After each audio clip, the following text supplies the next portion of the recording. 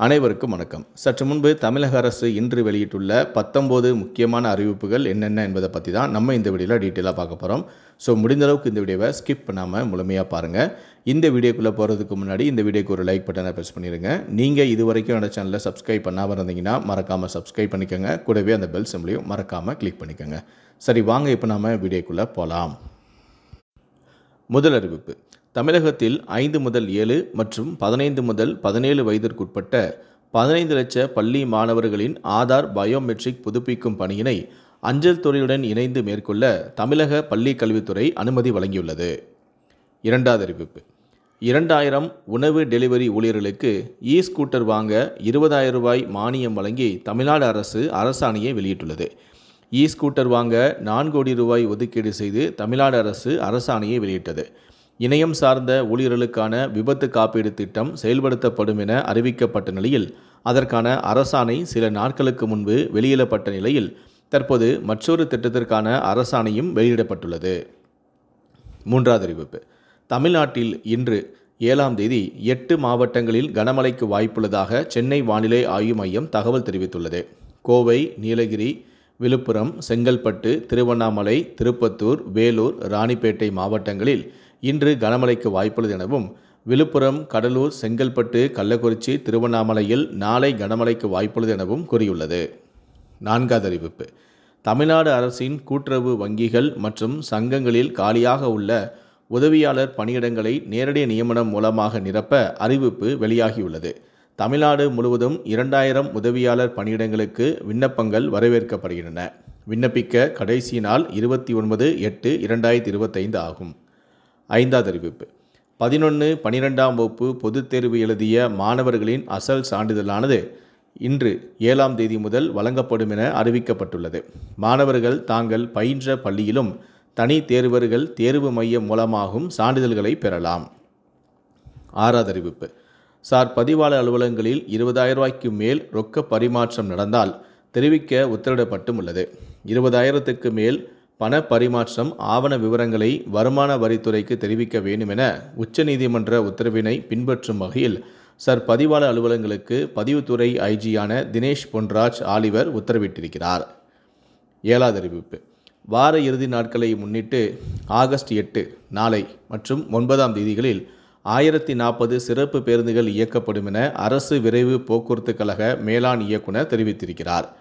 Chennai கீழம்பாக்கத்திலிருந்து August 8ஆம் தேதி 340 பேருந்துகளும் 9ஆம் தேதி 350 பேருந்துகளும் இயக்க திட்டமிடப்பட்டும் உள்ளது.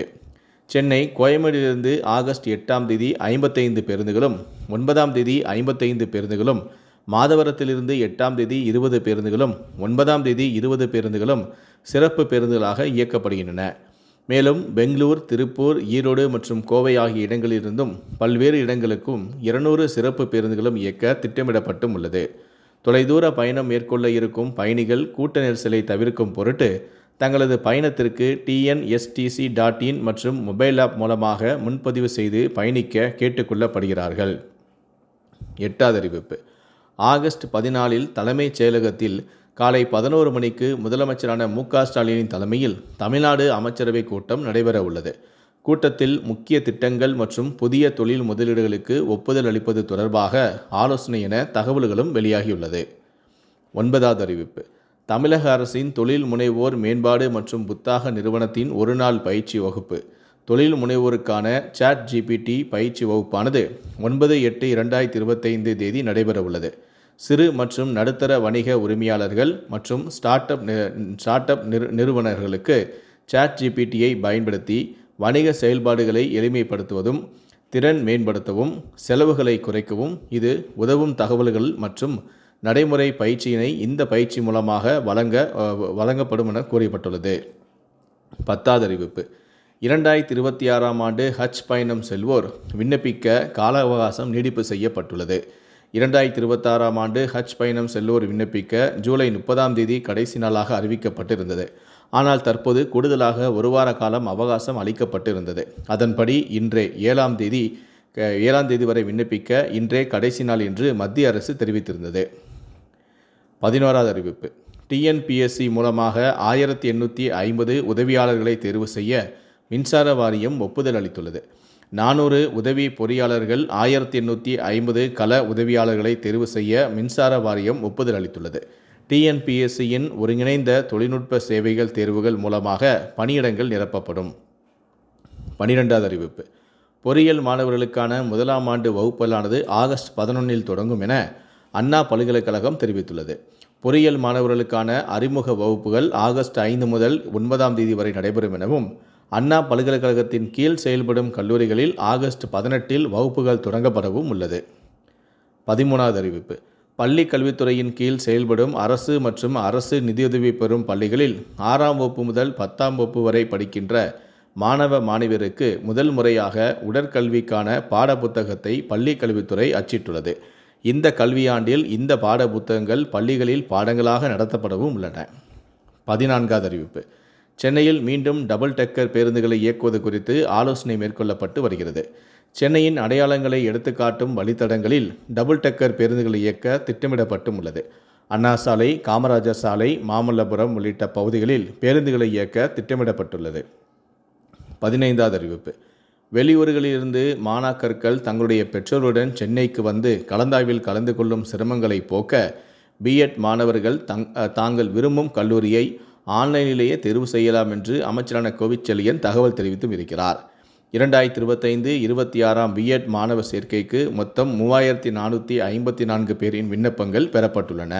ஆன்லைன் மூலமாக ஆகஸ்ட் 9 மாலை 5 மணி வரை தாங்கள் விரும்பும் கல்லூரியை தேர்வு செய்யலாம் எனவும், தங்களுடைய உள்நுழைவு ஐடி மூலமாக இந்த iwIASC.ac.in என்ற இணையதளம் வாயிலாக தாங்கள் விரும்பும் கல்லூரியை தேர்வு செய்யலாம் எனவும் கூறியுள்ளது. 16வது அறிவிப்பு. தேசிய சட்ட பல்கலைக்கழகங்களில் 2026-27 கல்வியாண்டு இளநிலை முதுநிலை மாணவர் சேர்க்கைக்கான கிளாட் நுழைவுத் தேர்வுக்கு அக்டோபர் 31ஆம் தேதிக்குள் விண்ணப்பிக்க வேண்டும் என கூறப்பட்டுள்ளது. கிளாட் நுழைவுத் தேர்வு டிசம்பர் 7ஆம் தேதி மதியம் 2 மணி முதல் 4 மணி வரை நடத்தப்படவும் உள்ளது. விண்ணப்ப கட்டணமாக பொது பிரிவினர் 4000 SC/ST பிரிவினர் 3500 செலுத்த வேண்டும். விண்ணப்பிக்கும் வழிமுறைகள் உட்பட கூடுதலான தகவல்களை இந்த இணையதளத்தில் அறிந்து கொள்ளலாம் என தேசிய சட்ட பல்கலைக்கழகங்களின் கூட்டமைப்பு வெளியிட்டுள்ள அறிவிப்பில் கூறியுள்ளது. 17வது அறிவிப்பு. சென்னை நாகை 4 வழி சாலை பணிகளானது 2026 மே மாதத்திற்குள் நிறைவடையும் என்று ஒன்றிய அமைச்சரான நிதின் கட்கரி தெரிவித்திருக்கிறார். 308 கிலோமீட்டர் நீள சாலையை 4 வழி சாலையாக மாற்றும் திட்டத்திற்கு 11,687 கோடி ரூபாய் செலவாகும் என மதிப்பீடு செய்யப்பட்டும் உள்ளது என்றும், 2025 ஜூன் 30 வரை 157 கிலோமீட்டர் தூரம் வரை 4 வழி சாலைகள் அமைக்கப்பட்டுள்ளது என்றும் ஒன்றிய அமைச்சரான நிதின் கட்கரி தெரிவித்திருக்கிறார். 18வது அறிவிப்பு. 280 காவல் ஆய்வாளர் பணியிடங்களை கூடுதலாக உருவாக்கப்பட்டு சார்பு ஆய்வாளர் தலைமையிலான காவல் நிலையங்கள் ஆய்வாளர் தலைமையிலான காவல் நிலையங்களாக தரம் உயர்த்தி அரசாணை பிறப்பிக்கப்பட்டது. இதன் மூலமாக முதல் தகவல் அறிக்கை பதிவு செய்யவும், குற்ற வழக்குகளை விசாரிக்கவும், நீதிமன்றங்களில் குற்றப்பத்திரிகை தாக்கல் செய்யவும், சட்ட ஒழுங்கு, ஜாதி, வகுப்புவாத பிரச்சினைகளை கட்டுப்படுத்த முடியும் எனவும் கூறப்பட்டுள்ளது. கடைசியாக 19வது அறிவிப்பு. தமிழ்நாடு, குஜராத், கர்நாடகா, மத்திய பிரதேசம், மகாராஷ்டிரா, தெலுங்கானா, உத்தரப்பிரதேசம் ஆகிய 7 மாநிலங்களில் பிரதமரின் மெகா ஒருங்கிணைந்த ஜவுளி மண்டலம் மற்றும் ஆயத்த ஆடைகள் பூங்காவான PM மித்ரா அமைக்க மத்திய அரசு ஒப்புதல் வழங்கியுள்ளது. இந்த பூங்காவுக்கு தேவையான உள்கட்டமைப்பு வசதிக்காக 1197 கோடி ரூபாயை ஒதுக்கீடு செய்யப்பட்டு பல்வேறு மாநிலங்களில் இதற்கான பணிகளும் தொடங்கப்பட்டுள்ளன. இந்த 19 அறிவிப்புகளை பற்றிய உங்களுடைய கருத்துக்கள் என்ன அப்படிங்கிறத கீழே இருக்கக்கூடிய கமெண்ட் செக்ஷனில் மறக்காமல் சொல்லுங்கள். முடிந்த அளவுக்கு இந்த வீடியோவை மற்றவங்களுக்கும் ஷேர் பண்ணுங்கள். மேலும் இது போன்ற பல வீடியோக்களை பார்க்கணும் அப்படின்னு வச்சிங்கன்னா மறக்காமல் சொன்னீங்க சப்ஸ்கிரைப் பண்ணுங்கள். கூடவே அந்த பெல் சிம்பிளையும் மறக்காமல் கிளிக் பண்ணுங்கள். நன்றி, வணக்கம்.